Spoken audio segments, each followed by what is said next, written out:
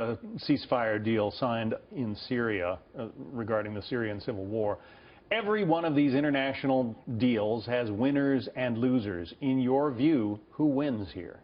Well, manifestly, Russia is the winner here. Look, this is the destruction of United States foreign policy broadly across the world, not just in the Middle East. It began, obviously, with the Syria red line collapse, which was a credibility deficit. The Obama administration tried to renew its hand with allies in the Middle East, the Sunni monarchies, but also the Europeans to a degree, by saying, look, Assad will go, we're going to pressure here, we're going to support the rebels. And the Saudis, the UAE, actually backed off for a bit in terms of not threatening to give money, as they will now, to groups like Al-Qaeda to counterbalance against what they see as the rise of Iran and Russia and Assad. But look, there's no question that this is a great victory for the Russians. Assad is now in power, and the deal of the ceasefire is on its face absurd, because the Russians are saying, well, we will continue to fight Jabhat al-Nusra, which is the Al-Qaeda syndicate. Great. But the reason that that's a problem is that up until now, Russia has been saying every day, all we're doing is bombing Jabhat al-Nusra and ISIS, but they include all the Free Syrian Army, more moderate elements, inside that orbit of Jabhat al-Nusra. So it essentially means here what's going to happen is that the Russians, with Assad, will seize control of the western areas of Syria, purge the Sunni populations from those areas, who will then go and join ISIS. And the moderate elements at the heart of why you would want to find a political compromise in the Middle East will be eviscerated, both in terms of their political credibility, to be able to say to Syrians, look, support us, we can find a better future, but also in terms of their credibility on the international stage, and indeed in Syria, in terms of having a force to deal with Assad. It is an absolute collapse of US foreign policy, and it will be felt not only in the Middle East, but also in the coming days, and judge me on this, by nations like China in terms of the Pacific Island campaign. It is a major problem.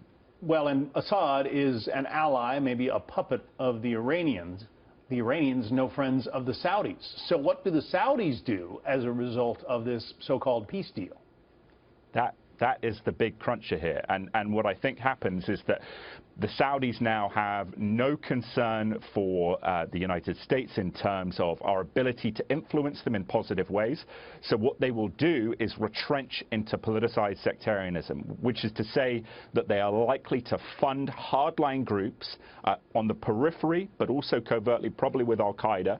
You see now in Yemen, for example, the UAE working with Al-Qaeda against the Iranian-supported elements. And because of the Iran nuclear deal, because of what they see as the collapse of U.S. credibility in terms of providing that long-term role of regional balance of power, the Saudis and the Sunni monarchies will retrench onto that more hardline Sunni side. So essentially, the big problem, John, is that you see political moderation in the Middle East, from Baghdad to Beirut to Syria, collapsing it, and in its place, the two sides, the Iranian hardliners, and then on the other side, the Sunni hardliners, ISIS. And that spills, and you see that, of course, relevant to the West, refugee flows, ISIS plots against the West, and the continuing destabilization of Middle Eastern politics. And very quickly, this is a peace deal that you think fundamentally is going to strengthen Al-Qaeda?